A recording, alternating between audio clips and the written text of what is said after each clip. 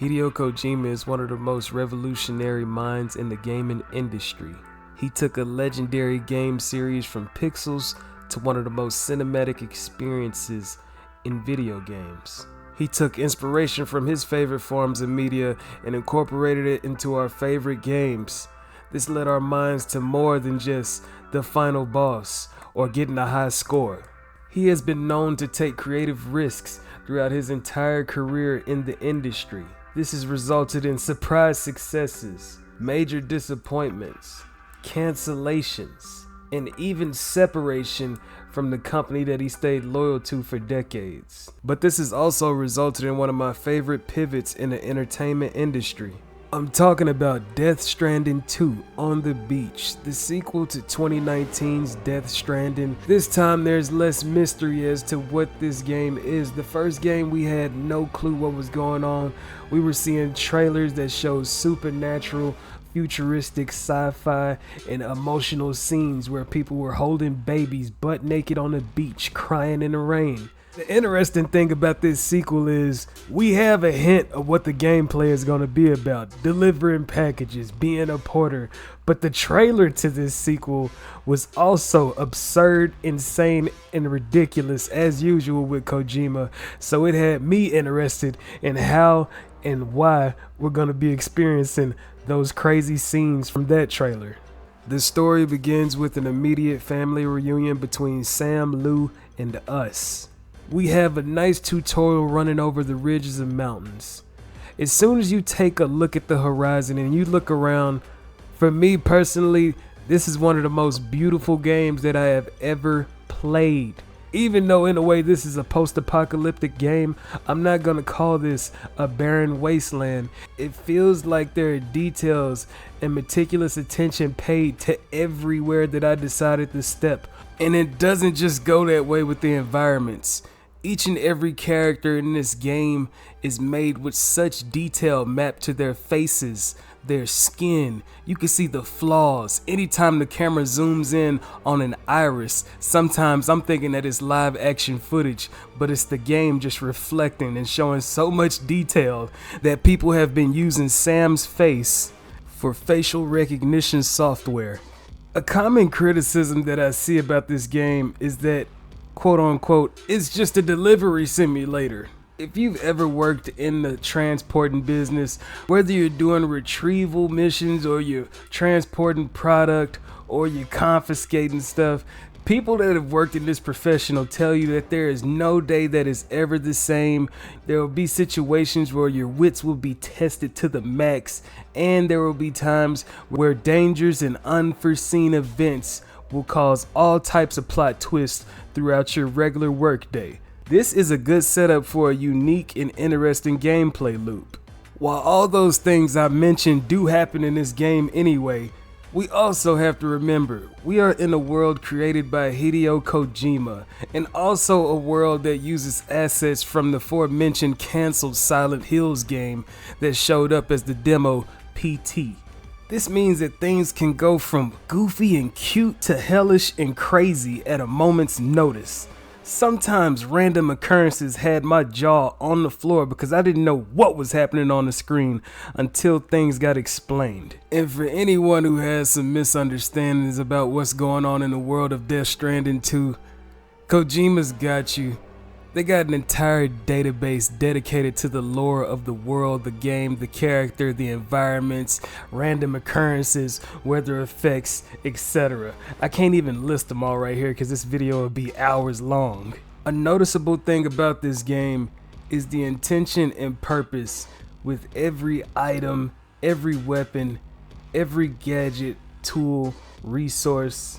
Everything that you use in this game has an intention and a purpose, and it all shows up.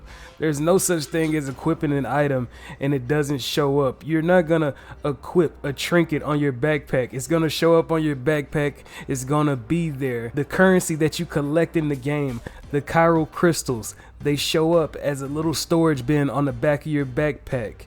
A signature of this game is that when you're running around and you're grabbing all of this stuff, stacking it up on your back, it's all going to show up.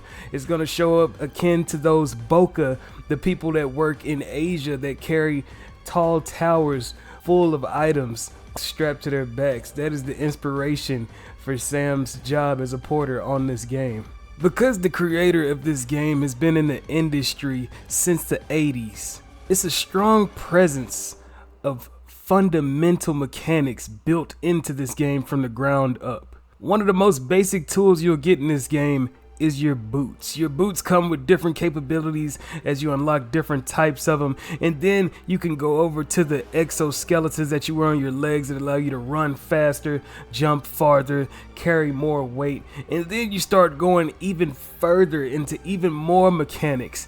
We're talking about driving, we're talking about zip lining, we're even talking about surfing. Even the fighting capabilities that Sam has. This game could go from being a third-person action beat 'em up to a third-person shooter. And of course, for the veterans out there, there's also room for some tactical espionage. All of that is me explaining how Sam is one of the most capable game characters that I've played with in a long time. It's nowhere near the end of it. It's so much more. Like I said, every item counts as something. Sam's attire is not just for cosmetic customization. Most of the time when you unlock new pieces of clothing, new gadgets, tools, vehicles, parts to those vehicles, it also gives you new abilities through these new environments and orders that you'll be taking.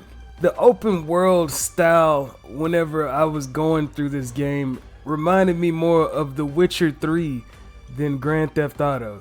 There's so many optional things that you could do while playing this game that I ended up playing this game for a month. I didn't think it was going to take that long, but I kept getting caught up with unlocking new stuff, doing sub orders, side orders, and also trying to see what type of secrets and Easter eggs I could find while playing this game. The story has us on another epic continental quest that's gonna have us connecting a bunch of different destinations together to basically turn on the Wi-Fi so everybody can have comms, communicate, and share resources with each other. That is the motive that's gonna take us on this Lord of the Rings type quest around the game world.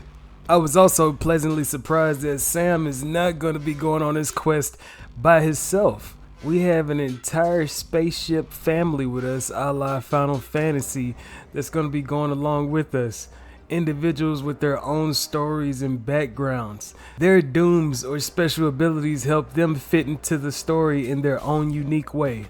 As you can see from the footage, many of the cast in this game have the faces of familiar people in the entertainment and media industry. It's also worth noting that the audio in this game is aiming to be epic. Anybody who's a fan of that Assassin's Creed Revelations trailer, the song that was playing in the background, well, that dude, Woodkid, is the one who composed a lot of the soundtrack to this game.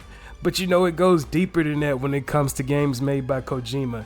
Even the small chimes, the clicks in the menu as you use the user interface. I don't know if it's something that aims for a dopamine satisfaction thing whenever I press a button and hear a small chime or a click, but it definitely does something magical whenever I hear these sounds throughout the game.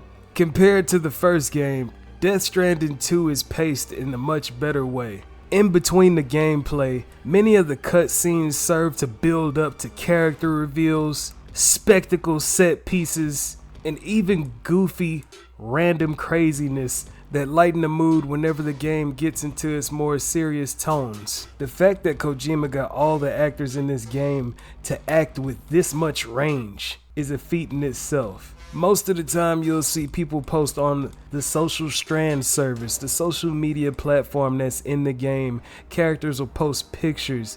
In these pictures, other characters will be in the comments. You can give out likes to the characters. They also give you tips that you could use in game.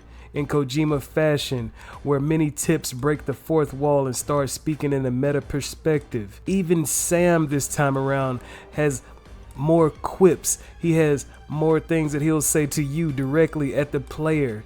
If you're running around and you're holding on to your straps too much, he'll tell you need to believe in yourself a little bit more. You're playing it a little too safe. This brings us to the multiplayer aspect of this game. This game is marketed to be a part of the Strand genre. It's not a direct multiplayer game. You're not going to invite a friend to come run around the world with you, but your worlds are going to be connected in such a way with different players that if you build something, it can show up in their world and in vice versa.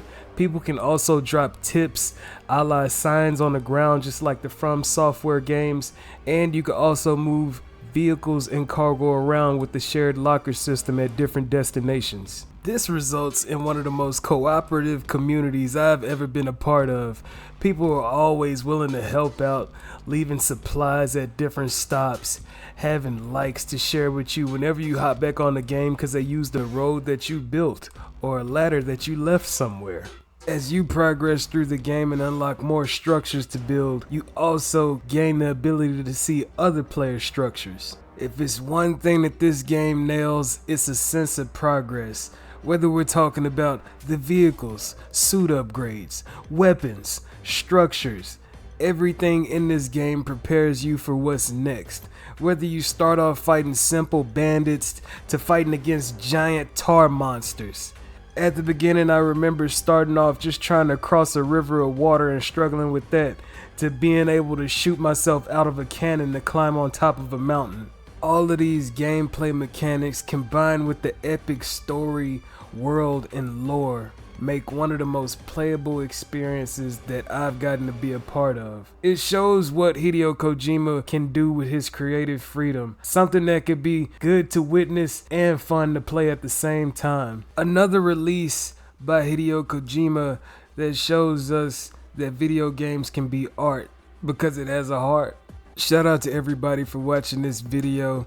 This marks the end of Hot Horror Summer. I thought this game was going to be more horrific because the first game had horrific vibes all over it. This game still has the creepy moments and it has a few jump scares in there if you're willing to find them.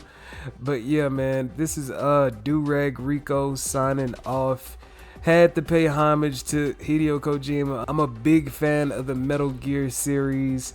A lot of stuff I played before I became a content creator. I'm pretty sure it's going to be more Hideo stuff coming soon. Once again, shout out to everybody for watching this. If you made it this far, like and subscribe if you like the vibes. Turn the notification buttons on so whatever I post next comes up like a text. I'll be cooking up a lot of stuff pretty soon.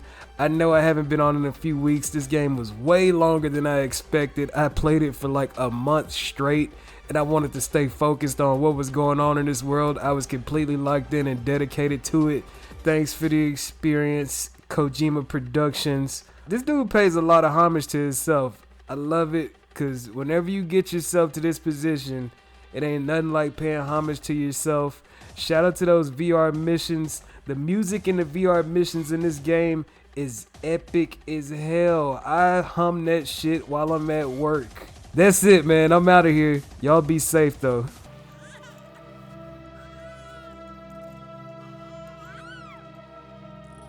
Baby Lou or toddler Lou? I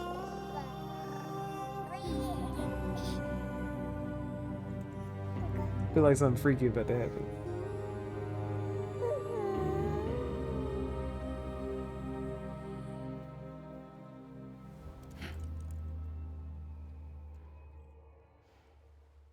Jesus Christ.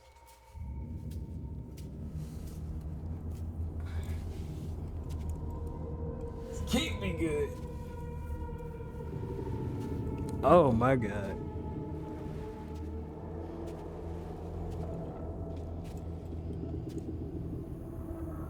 I didn't die that many times on the first one.